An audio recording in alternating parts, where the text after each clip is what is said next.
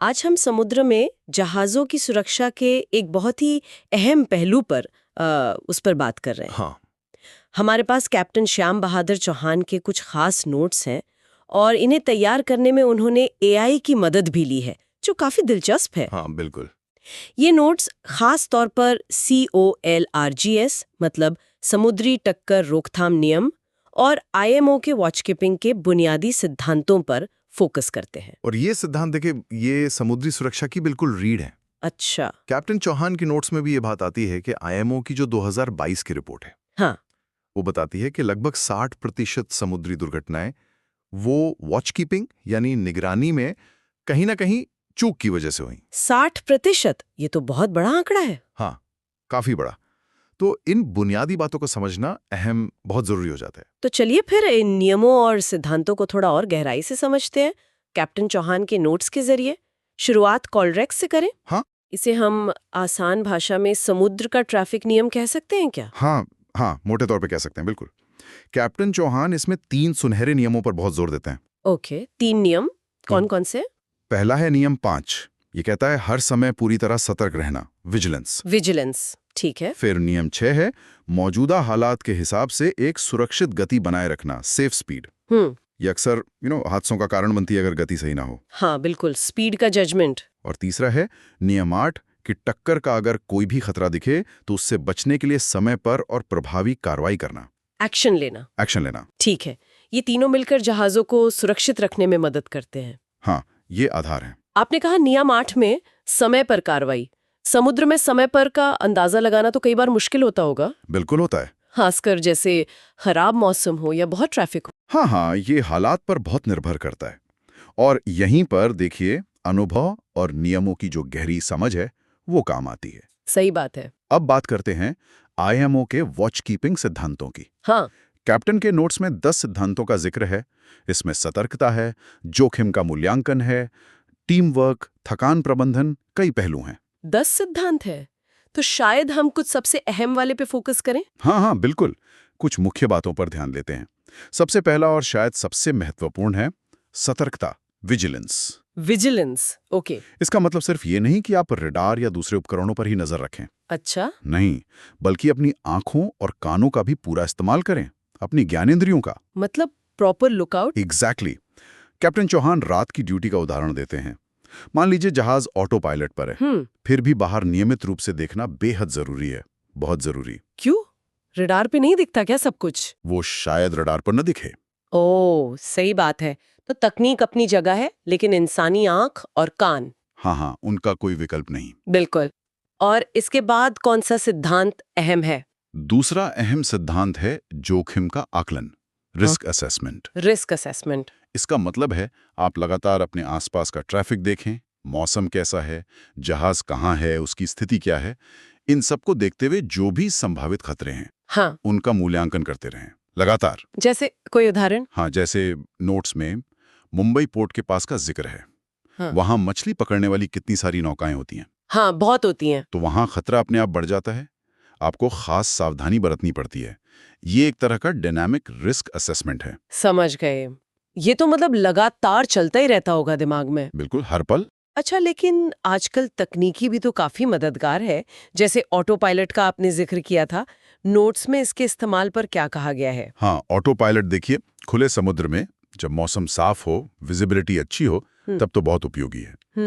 लेकिन कैप्टन चौहान साफ तौर पर कहते हैं कि मलक्का स्ट्रेट जैसी जो बेहद व्यस्त शिपिंग लेन्स हैं, हाँ, बहुत बिजी है वो। या फिर खराब मौसम में इसके इस्तेमाल से बचना चाहिए। क्यों? क्योंकि ऐसी स्थिति में हाथ से जहाज चलाना, मतलब मैनुअल कंट्रोल जो है, हाँ। वो आपको ज्यादा तेजी से और सही तरीके से प्रतिक्रिया करने में मदद करता है।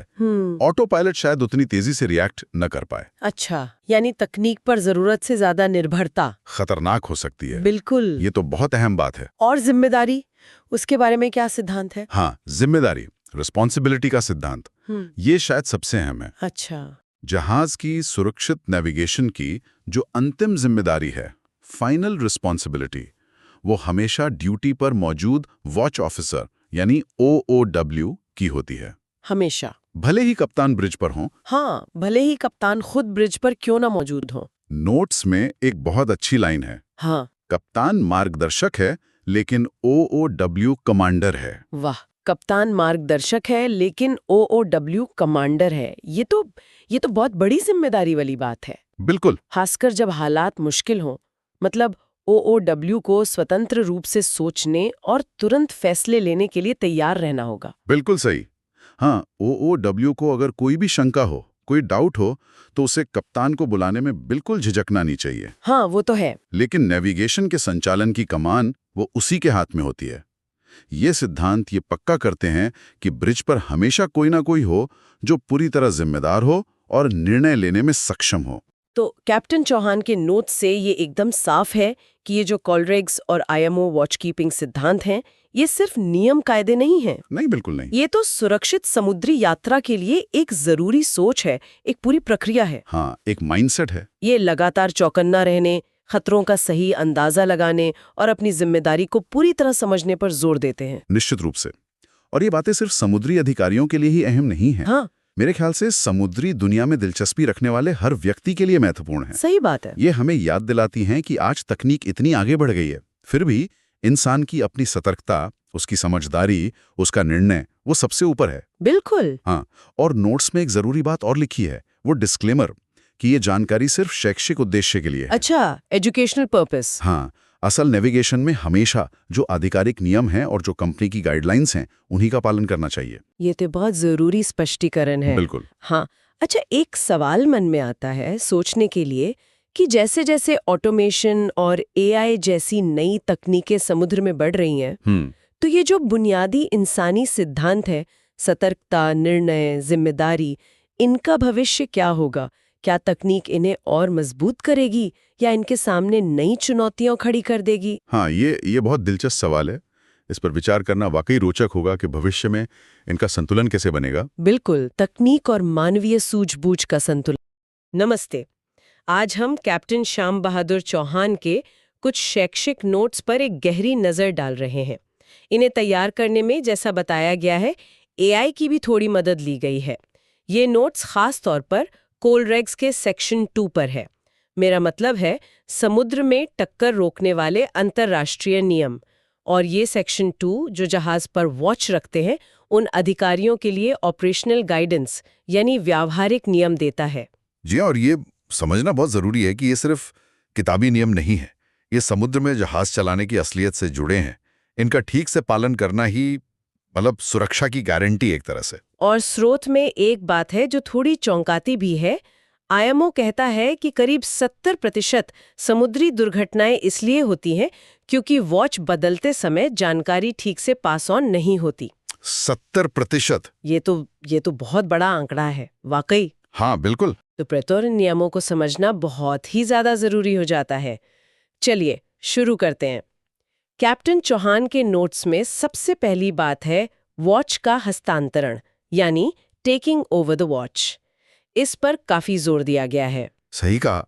इसमें ऐसा है कि जो ऑफिसर वॉच ले रहा है उसे पिछली वॉच वाले ऑफिसर से पूरी जानकारी लेनी होती है। जैसे मौसम कैसा है, कैसा रहने वाला है, आसपास ट्रैफिक कैसा है, कोई नेविगेशनल खतरा तो नहीं, कंपनी के कोई खास निर्देश हैं क्या, सब कुछ। और वो जो 70% वाला आंकड़ा है ना, वो इसी प्रक्रिया की अहमियत बताता है। सही जानकारी का लेन देन ही सुरक्षित नेविगेशन की नींव है ना? बिल्कुल। नोट्स में एक उदाहरण भी दिया है। जैसे मान लीजिए जहाज मलक्का स्ट्रेट जैसी किसी व्यस्त जगह पर है और पिछली वॉच ने बताया कि कोई जहाज नजदीक आकर ओवरटेक कर रहा है, तो नई वॉच को फौरन स्थिति समझकर COLRGS नियम 13 के हिसाब से एक्शन लेना होगा। एकदम सही। अच्छा, अगला अहम बिंदु है नेविगेशनल उपकरणों की जांच, इक्विपमेंट चेक्स। नोट्स कहते हैं कि भाई हर घंटे radar, GPS, ECDIS, auto pilot, इन सब की जांच होनी चाहिए कि ठीक से काम कर रहे हैं या नहीं। और इसकी जरूरत क्यों है, इसका एक वाकया भी है। जापान में 2020 में एक जहाज चट्टान से टकरा गया था। वजह GPS डेटा में कुछ गड़बड़ी थी। हाँ, और अगर ड्यूटी ऑफिसर ने दूसरे तरीकों से भी चेक किया होता, मतलब मैनुअल पोजीशन प्लॉटिंग या रडार से कंफर्म किया होता, तो शायद वो हादसा टल सकता था। सही बात है। ये दिखाता है कि तकनीक पर निर्भरता ठीक है, पर आंख बंद करके नहीं। बिल्कुल। मैनुअल वेरिफिकेशन, क्रॉस चेकिंग, ये सब आज भी उतने ही जरूरी हैं। सिर्फ स्क्रीन पर भरोसा करना खतरनाक हो सकता है। अच्छा, एक और दिलचस्प बात है नोट्स में, पायलट के साथ नेविगेशन, यानी जब पायलट जहाज पर हो। नोट्स साफ कहते हैं कि पायलट सलाहकार है, कमांडर ने। आखिरी फैसला हमेशा OW यानी ऑफिसर ऑन वॉच और कैप्टन का ही होता है। जी हाँ, ये बहुत महत्वपूर्ण पॉइंट है। पायलट का अनुभव, लोकल नॉलेज बहुत कीमती है, इसमें कोई शक नहीं। लेकिन वो जहाज को कमांड नहीं कर रहे होते, वो सलाह देते हैं। मुंबई पोर्ट का एक उदाहरण भी दिया है नोट्स में। हाँ, बताइए ना। हुआ यूं कि एक पायलट ने जहाज को एक दिशा में ले जाने को कहा, लेकिन जो OW थे वो काफी सतर्क थे। उन्होंने ECDS पर फटाफट गहराई चेक की और पाया कि वो रास्ता शायद सेफ न हो। अच्छा। हाँ, तो उन्होंने बड़े आराम से, विनम्रता से पायलट को ये बात बताई और इस तरह जहाज को ग्राउंडिंग से, मतलब जमीन पर टिकने से बचा लिया। वाह, ये तो वाकई ऑफिसर की जिम्मेदारी और जिसे कहते हैं सिचुएशनल अवेयरनेस, उसका बढ़िया उदाहरण है। बिल्कुल, पायलट की सलाह जरूर सुने, पर अपनी जांच और समझ सर्वोपरि रखें। आखिरकार जहाज और क्रू की सुरक्षा की जिम्मेदारी तो आपकी है। नोट्स में आगे पर्यावरण संरक्षण का भी जिक्र है, एनवायरमेंट प्रोटेक्शन। हाँ, जैसे मारपॉल नियमों का सख्ती से पालन करना, ऑयल रिकॉर्ड बुक ठीक से मेंटेन करना, कचरा प्रबंधन सही रखना। एक जहाज ने अनजाने में ईंधन में सल्फर ऑक्साइड की जो लिमिट थी वो पार कर दी। और नतीजा? $10 लाख का भारी जुर्माना। बाप रे, $10 लाख? हाँ, तो पर्यावरण नियमों को हल्के में नहीं ले सकते। बिल्कुल नहीं। आजकल ये समुद्री संचालन का एक अभिन्न हिस्सा बन चुका है। लापरवाही की सजा बहुत बड़ी हो सकती है, पैसे के मामले में भी और कानूनी तौर पर भी। और फिर आखिर में बात है आपातकालीन तैयारी की, इमरजेंसी रेडीनेस। इसका मतलब है कि किसी भी अनहोनी के लिए दिमागी तौर पर तैयार रहना और ये जानना कि इमरजेंसी में करना क्या है, प्रोसीजर क्या है। फिलीपींस में एक तूफान का उदाहरण है। एक OW थे जिन्होंने खराब मौसम की आशंका को देखते हुए पहले ही इंजन और जनरेटर चेक कर लिए थे। अच्छा। तो जब तूफान के कारण अचानक जहाज की मेन पावर चली गई, हाँ, तो वो फौरन बैकअप जनरेटर चालू कर पाए क्योंकि वो पहले से तैयार थे। सही है। ये मानसिक तैयारी और प्रोसीजर्स का ज्ञान ही है जो मुश्किल वक्त में काम आता है। वैसे नोट्स में जूनियर और सीनियर अधिकारियों के लिए भी कुछ सुझाव हैं। हाँ, वो भी काफी अच्छे हैं। जैसे जूनियर्स को कहा गया है कि अपनी आंखों और अपनी समझ पर भी भरोसा करें, सिर्फ मशीनों पर नहीं, पूरी और सही जानकारी दें। और सीनियर्स के लिए? सीनियर्स को सलाह है कि जूनियर्स से सवाल पूछें, उनकी सोच को डेवलप करें, उनसे ड्रिल्स करवाते रहें ताकि वो प्रैक्टिकली सीखें। ये बहुत अच्छी बात है। अनुभव बांटना और ट्रेनिंग देना अगली पीढ़ी के नाविकों के लिए बहुत जरूरी है। और शायद ये उस 70% वाले आंकड़े को कम करने में भी मदद करें। तो कैप्टन चौहान के इन नोट से ये तो साफ है कि कॉलरेक्स सेक्शन 2 के ये जो ऑपरेशनल गाइडेंस है, ये समुद्री सुरक्षा और कुशलता के लिए कितने अहम है। ये सिर्फ नियम नहीं है, बल्कि समुद्र में जिम्मेदारी से काम करने का पूरा एक तरीका है। हाँ, और एक बात और याद रखनी चाहिए जो स्रोत में भी कही गई है कि ये चर्चा और ये नोट्स सिर्फ शैक्षिक मकसद के लिए हैं, जानकारी बढ़ाने के लिए। असल समुद्री ऑपरेशन में हमेशा IMO के आधिकारिक नियम, कंपनी के गाइडलाइंस और जहाज की अपनी पॉलिसी ही मान्य होंगी, उन्हीं का पालन करना है। और कैप्टन चौहान के शब्दों में कहें तो समुद्र तबाही नहीं, सम्मान मांगता है। बिल्कुल। और अंत में सोचने के लिए एक सवाल छोड़ जाते हैं। जैसे जैसे जहाजरानी में ऑटोमेशन बढ़ रहा है, रिमोट शिप ऑपरेशंस की बातें हो रही हैं, तो वॉच कीपिंग के ये जो बुनियादी मानवीय सिद्धांत हैं, ये जिम्मेदारियां हैं, ये भविष्य में कैसे बदलेंगी? क्या ये उतनी ही जरूरी बनी रहेंगी? सोचने वाली बात है। नमस्कार। आज की चर्चा समुद्री सुरक्षा के एक काफी जरूरी और चिंताजनक मामले पर है। हमारे पास कैप्टन श्याम बहादुर चौहान की तैयार की गई एक केस स्टडी है। इसे बनाने में आर्टिफिशियल इंटेलिजेंस की भी मदद ली गई थी। ये भी एक दिलचस्प बात है। और ये केस स्टडी है 2019 में कोलकाता पोर्ट के पास हुई 2 जहाज़ों की टक्कर के बारे में। हाँ, ये विश्लेषण है MV सिंधु शक्ति, जो एक कंटेनर जहाज था, और MT समुंदर विजय, एक तेल टैंकर, इनके बीच हुई टक्कर का। और ये हुआ हुगली नदी के मुहाने पर, जब कोहरा बहुत घना था। तो आज हम इस घटना के तथ्यों को और खास तौर पे अंतर्राष्ट्रीय समुद्री नियमों यानी कोलरेस के उल्लंघन को समझने की कोशिश करेंगे। बिल्कुल, और ये समझना बहुत जरूरी है क्योंकि इस टक्कर के नतीजे काफी गंभीर थे। न सिर्फ तेल रिसाव हुआ और पर्यावरण को नुकसान पहुंचा, बल्कि ये घटना ये भी दिखाती है कि समुद्री सफर में कितनी सतर्कता और नियमों का पालन कितना जरूरी है। हम खास तौर पर देखेंगे कि क्रॉसिंग सिचुएशन में, मतलब जब 2 जहाजों के रास्ते कट रहे हों, तब क्या हुआ। अच्छा, तो फिर सीधे घटना पर ही आते हैं। ये बात है 14 जुलाई 2019 की रात की। कोहरा घना था, विजिबिलिटी बहुत कम, सिंधु शक्ति पोर्ट की तरफ आ रहा था और समुंदर विजय पोर्ट से जा रहा था। रास्ते एक दूसरे को काट रहे थे। हाँ, तो मतलब साफ तौर पे कॉलरेक्स का रूल 15 यानी क्रॉसिंग सिचुएशन वाला नियम लागू हो रहा था, है ना? हाँ, बिल्कुल। इस नियम का सिद्धांत तो काफी सीधा है। जब दो पावर ड्रिवन जहाज़ों के रास्ते ऐसे कटें कि टक्कर का खतरा हो, तो जिस जहाज को दूसरा जहाज अपनी दाईं तरफ मतलब स्टारबोर्ड साइड पर दिखे, उसे रास्ता देना होता है। वो गिव वे वेसल कहलाता है। और दूसरा जहाज जिसे अपनी स्पीड और कोर्स बनाए रखना होता है, वो स्टैंड ऑन वेसल है। ठीक है। तो इस केस में समुंदर विजय स्टैंड ऑन था और सिंधु शक्ति को गिव वे करना था। लेकिन यहीं से मामला बिगड़ना शुरू हुआ। कैप्टन चौहान की स्टडी में जो सबसे आप कह सकते हैं चौंकाने वाली बात सामने आई, वो ये थी कि समुंदर विजय का जो ऑफिसर ऑन वॉच था, OOW था, वो ब्रिज पर सो रहा था। सो रहा था?